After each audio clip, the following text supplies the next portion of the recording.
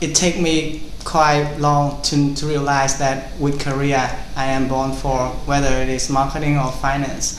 So during high school and university, I took some extracurricular activity, and during that I did the task which was very close to marketing. That was to let people know about the event that we are running, and things like that. And I feel that the marketing job are the things that I can do best, and I really love that. So that's why I chose marketing.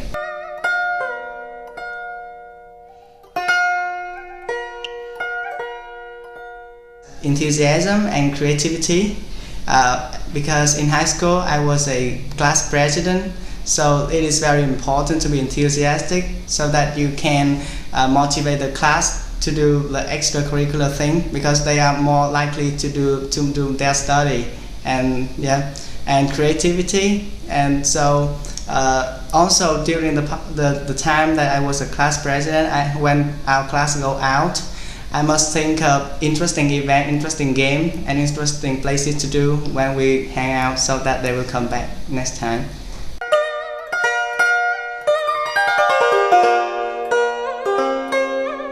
That was when I had to prepare for my university entrance exam for 20 days.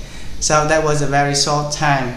The reason why I had to do that was I had a national prize, which means I can be exempted from that.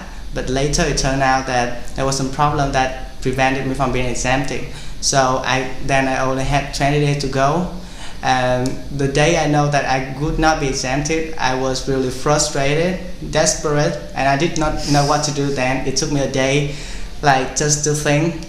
But then I know that I had nothing else to lose, and all I had to do was to have a very detailed and a well planned, to be well planned.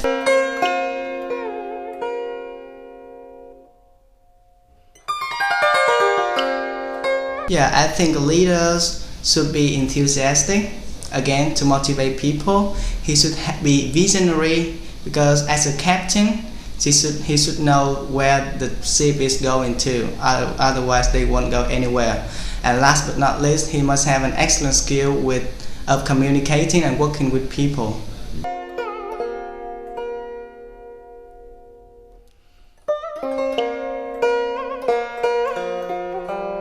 To be frank, I really don't like your website, because when I have a look at the Unilever global website and the Vietnamese website, I actually can't tell the difference. Someone said that think globally, act locally, but you didn't do that. I still see on the Unilever Vietnam website the photos of foreigners, and that's really a bad thing. And I think it should be more informative and interactive.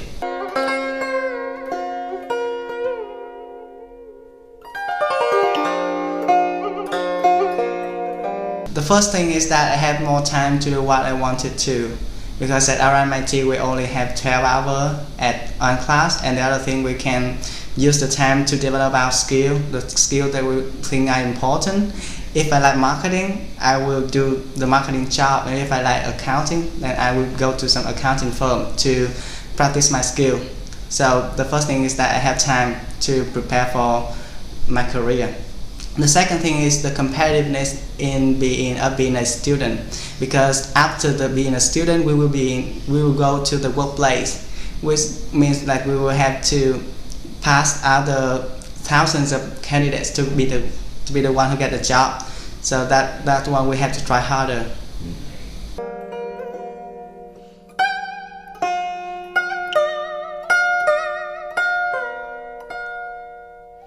I think you asked me this question because you see on my application that I wanted to take an MBA after 2 years with you.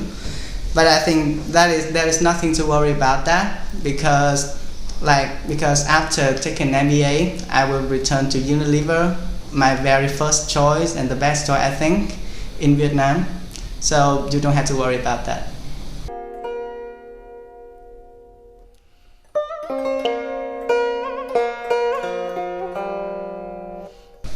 Because I think I really stand out from them. Let me walk you through my CV. From in terms of academic, I had a national prize in English, the third prize. I got the full scholarship to RMIT. And in terms of life experience, I was a class president, which means I had to practice a lot of leadership skill. And I was also a reporter for an online newspaper in New York. And last year I went to the USA for a conference there. So I learned quite a lot, not only from school, but from life.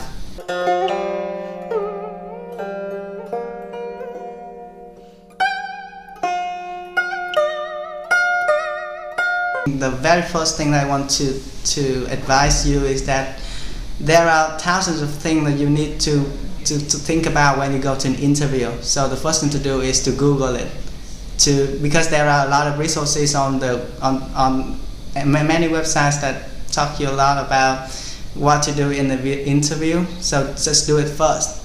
And now I will tell you the things that you should do and the things that you shouldn't do. I have chosen this thing because it is very important, and I apply it to my interview, and I think it was what made me successful. So for the do, I think you should do some research well. You should know at least the company's mission statement. Perhaps they won't ask about it, but know about it. The second thing is that you should get ready to substantiate, to prove everything that you have just said. So if you think that, if you want to tell them that you are creative, so you should be ready to give some proof. Otherwise, they won't believe that.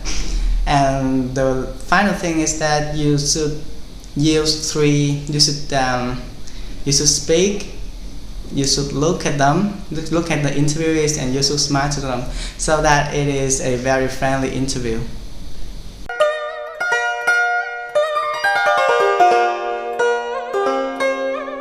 The first one, don't lie. Don't lie anything in your interview.